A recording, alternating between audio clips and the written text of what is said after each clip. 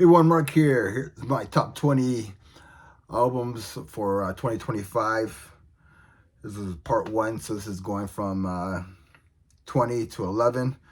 Get this going. So number 20, I have here Killswitch Engage.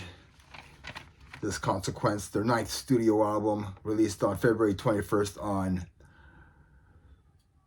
Metal Blade Records. I was very surprised how much I enjoyed this album. To me, it's a return to form. It's their best album, I think, in a very, very long time. There's some bangers on here, like Forever Aligned, Collision.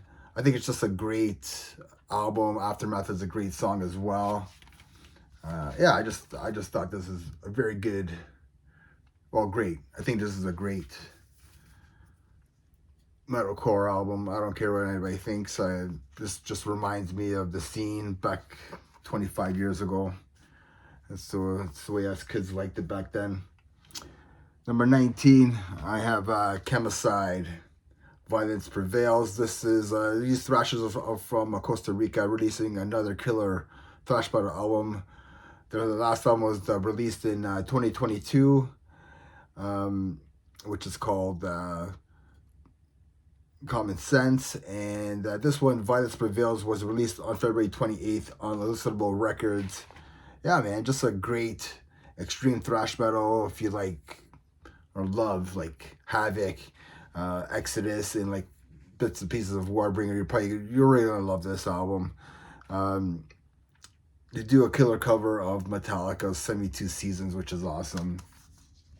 This album just doesn't disappoint. If you like extreme thrash, here you go. Number 18, I have Benediction, Ravage of Empires. This is a death metal band from the UK releasing their ninth studio album. And this was released on April 14th on Nuclear Blast. David Ingram sounds great on here. Yeah, sure, it's like a meat and potatoes, like death metal album, but like it's so good. It's just a great album. It got me really into the band. There's some thrash moments on this album as well. I did like their last album back in 2020 called Scriptures, and I think they got a deal for the artwork because Scriptures kind of like has the same color scheme, and same guy probably did it. Yeah, for sure the same guy did it. But yeah, man, this album kicks ass, man, from start to finish. Another kick-ass album by Benediction. I want to get the Scriptures as well. This awesome stuff. Number 17, I don't have the CD for it. I haven't ordered it yet. I have Void, Forbidden Morals. This is a thrash metal band from Louisiana, releasing their second studio album on August 29th on Shadow Kingdoms. It took me a while to get into this album, but like I'm happy that I kept going back to it. It just reminded me of like 90s thrash.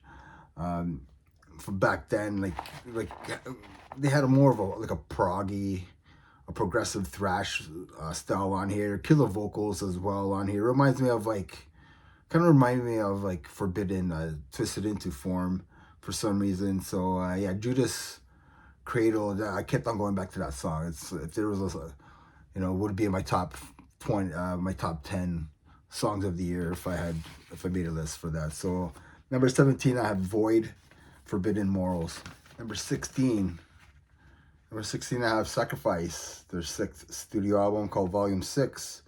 The Canadian thrash metal band releasing their sixth studio album on February 21st on Cursed Blessing Records. 14 years since their last release. And this one doesn't disappoint at all. Full of like in-your-face thrash, man. And maybe some people will think that this would be higher, maybe in my top 20, my top 10 or top 20 for sure, number 16. But I don't know, I didn't really go back to it as often as like other ones. So still a great album. Definitely it doesn't disappoint at all. Like some bands did. Number 15. This is Executionist, Sacrament of the Sick. This is a young death thrash band from West Virginia. This is their debut album, released on May 16th independently. yeah, I mean, songwriting, recorded, mixed, and mastered by two brothers, Brent and Tristan Ash. I think these guys have a bright future, great songwriters. They bring some of that in-your-face riffs to like melodic leads and solos. They even have like Iron Maiden sprinkles here and there. Definitely a band to check out. Like if you haven't checked this out, go do yourself a favor. If you love like bands like Demolition Hammer, a little bit of Trivium, and Exodus, you're probably gonna love this. And sprinkle some Iron Maiden in there as well. You're definitely gonna love this. This is my like surprise of the year. Definitely, whatever you want to say, rookie of the year, debut of the year. Definitely surprise of the year. So definitely check out that band. Do yourself a favor. Go check these kids out. Number 14, I have Sodom, the Arsonist. This is a German thrashers. Everybody knows who Sodom are. This is their 17th studio album, released on June 27th on Steenhammer Records. Like Sodom very rarely misses. Like there's some killer tracks on here, like Trigger Discipline, which sounds like a Slayer track almost. You know what I mean? You know the vocalist. He just at times he does sound like Tom Araya. At times, man. Yeah, man. This is not a disappointing album at all. I think they're something like they're saying they're on a big hiatus for a while. So yeah, man.